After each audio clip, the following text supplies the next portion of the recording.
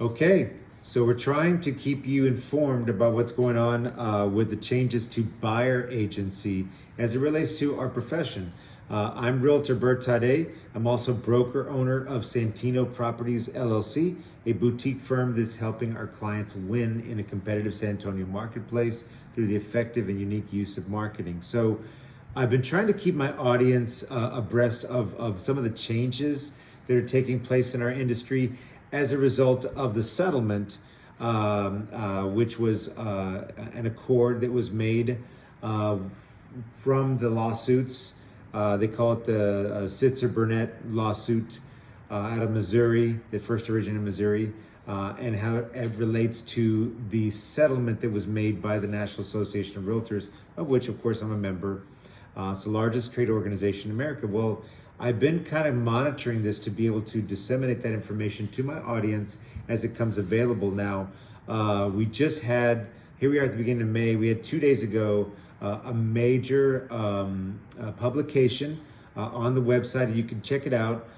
Just Google National Association of Realtors FAQs.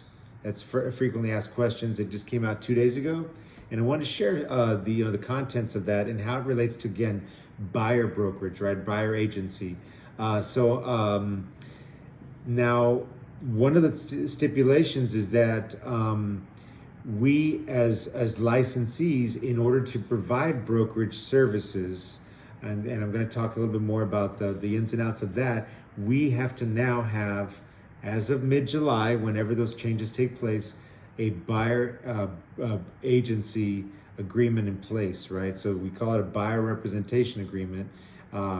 We've been using those for almost 10 years that I've been in the real estate business, and it's a 5-page form. It might not change too much, frankly, because there's already mention of compensation in there.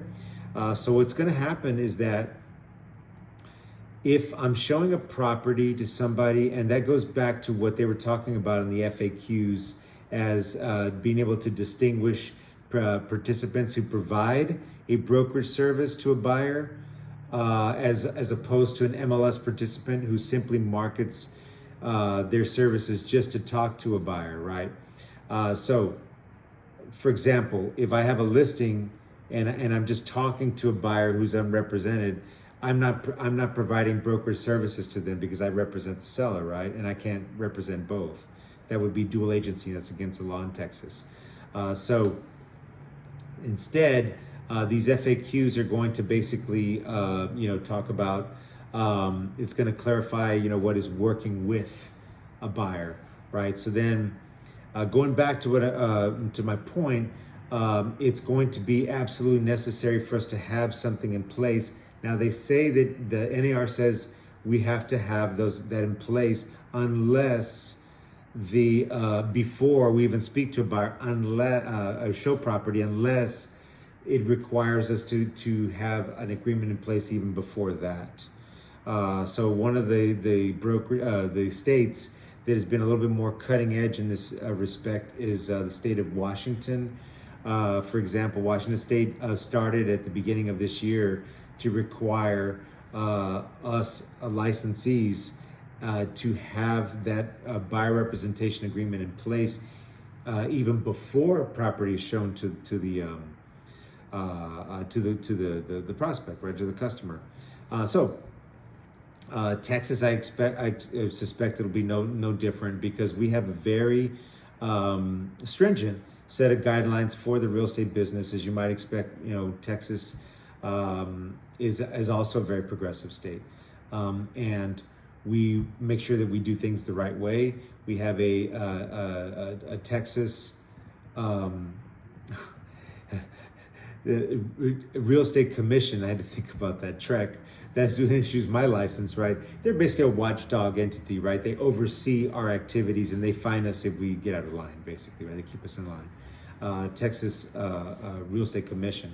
And I suspect that they'll also be very much involved in these type of changes that are taking place. But again, if we're working with a buyer and providing those brokerage services, such as the ones that I've kind of outlined here, then there has to be an agreement in place.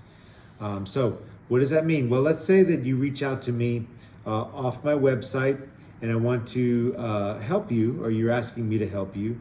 Then we need to agree on what that amount, that either amount is going to be in terms of a dollar amount, like it'd be a flat fee that you're paying me for my services, or a percentage of the sales amount, and that is going to be superseded by whatever offer of compensation by way of a concession that the seller is offering to bring for us, me as your agent, to bring you to the table, right, as an RWA buyer. And if you don't know what RWA buyer is, then just reach out to me. I'll be happy to explain it to you. My number is real easy. It should be up here or down below. I'm not sure where. It depends on where you're watching this video. But that is a 210-376-TALK. It's the easiest way. 210 area code San Antonio, 376-TALK. And so, for example, if the seller has already negotiated with their listing brokerage what that compensation is going to be, if they're going to offer for us to bring you to come see the house, then great, the commission's taken care of. But we have to have an agreement just in case they're not. You say, you know what, I really want this house. I don't care. I'll pay your fee, your brokerage fee, your commission, your compensation, whatever. Then yeah, sure. We'll go by whatever's governed by the terms of that buyer representation agreement. Now if you say, man, I'll sign your form, but I only want you to show me houses where the seller's paying your fee.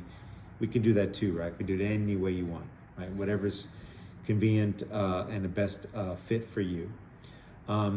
Just to let you know that yes, we will have to have that in place before we show you property, and that's fine because I'll have a buyer consultation. I'll have an actual agreement for you after I tell you all of the many things that we're going to offer you. So it's not just like, well, I care about your business.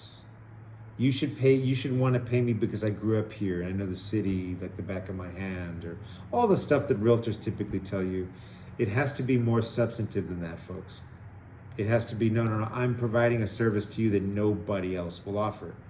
Number one, we offer a guarantee. If you're wondering what that is not a promotional video. It's really just to disseminate information from NAR. If you're interested, reach out to me. I'll be happy to tell you what my buyer guarantee is. And if you're wondering about my Perfect Home Finder program, again, you can reach out to me to find out more. Again, I don't want to really turn this into some sort of a commercialization of a rule that I'm trying to share with you. So if you're interested in that, just reach out to me, 210-376-TALK. I'll be happy to explain to you the value of working with my brokerage over, frankly, all the other 14,000 realtors in this town. Nobody does what we do.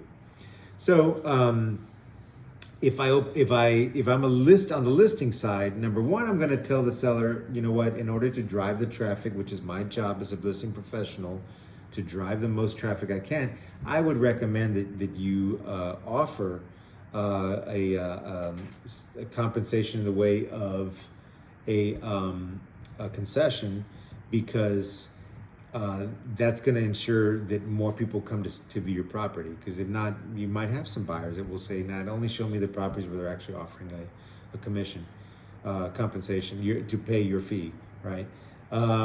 So I'm going to tell them, remind my listing appointments in the future, nobody works for free, folks.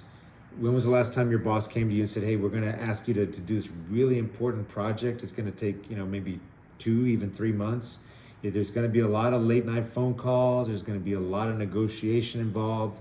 And we're going to ask you on this one, if you don't mind, let's see if we can do this one gratis. Would that be okay? No, you won't do it. Nobody works for free. We have families to feed. We have bills to pay, right? So they're going to require some compensation. So I'm going to educate my sellers that way, to tell them it behooves us to offer some compensation to the buyer's agent for them to bring their ready, willing, and able buyer, right? So that's that. And I'm also, if I'm showing an open house, this buyer representation agreement is not going to be necessary because in that case, we're not working with the buyer. Again, we're representing our sellers, showing their home in terms of an open house or a best bidder home sale, which is something, again, that only my brokerage offers in San Antonio, right? Another really unique benefit to working with us. So that in these FAQs, it talks about open houses and the fact that it's not included in that. But it also talks about that the fact that these cannot be these compensation agreements cannot be open-ended. They're objectively ascertainable and not open-ended. End quote. So it is these offers of compensation must be objective and they have to be defined. And by the way, when I am on the listing side, to make things easy, because we can no longer, as real estate professionals, advertise on the multiple listing service how much our sellers are willing to offer. It's not even, you can't even put in remarks, you can't mention yes or no, you nothing to do with compensation for the buyer's agency whatsoever, right? The buyer's brokerage, nothing. So nothing precludes me, even with an IDX feed on my website, from advertising it there.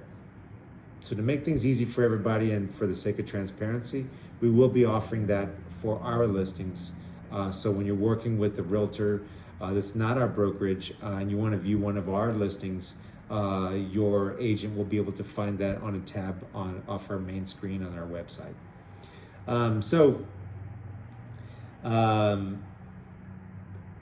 The example of it not being open-ended would be like the range cannot be, quote, buyer broker compensation shall be whatever amount the seller is offering to the buyer, end quote.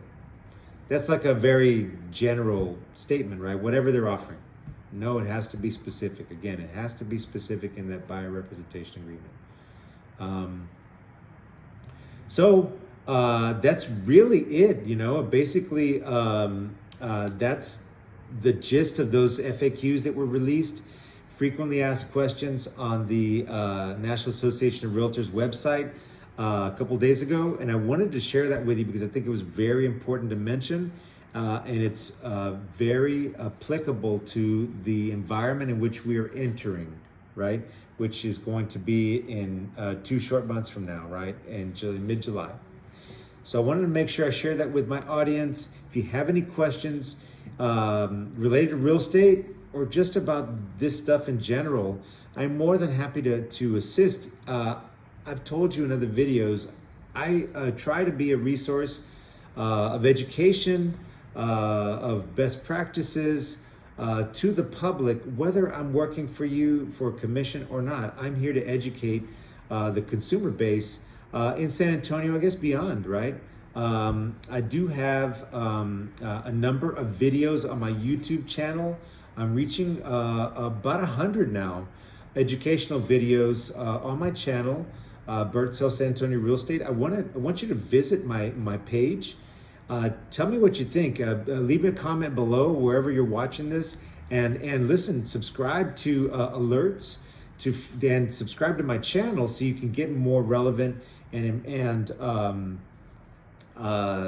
informational content, right? That I think is going to be beneficial to you. It's going to help you in the long run, even if you're not shopping for a home, and even you're not looking to sell a home or whatever. Just generally speaking, there's a lot of really good information there. I even offer a series, I think it's like 12 or 13 videos for a buyer, step by step. Hey, negotiating the offers, making the offer, making the offer, negotiating the offers, et cetera, et cetera, et cetera. I have 13 videos, right? From A all the way to Z, right? From beginning to closing. And likewise, I have 7 seller videos on that page. The only difference is that they were filmed a few years back. Nothing has changed other than the fact that I no longer wear a beard, and we pretty much no longer wear ties. In the real estate business is a little too formal, right? After COVID, right? Changed all that kind of stuff. I think people become a little bit too casual for my taste. but I'm not going to wear a tie either. I don't want to, it to feel too stuffy when you work with me. So that's it for now. Hopefully you found this video interesting. I'm Realtor Bert Tade. I'm also broker owner of Santino Properties LLC. Thanks for watching my video. Again, leave me a comment below and be sure to subscribe.